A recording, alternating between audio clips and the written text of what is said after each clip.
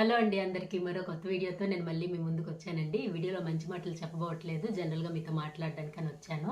నా అత్త కోడలు కామెడీ స్కిట్స్ చూసి నా ఫ్రెండ్స్ కొంతమంది అంటున్నారు, అత్తగారు కదా నువ్వు పౌడర్ అప్లై చేసుకో, వైట్ హెయిర్ ఉండాలి అని.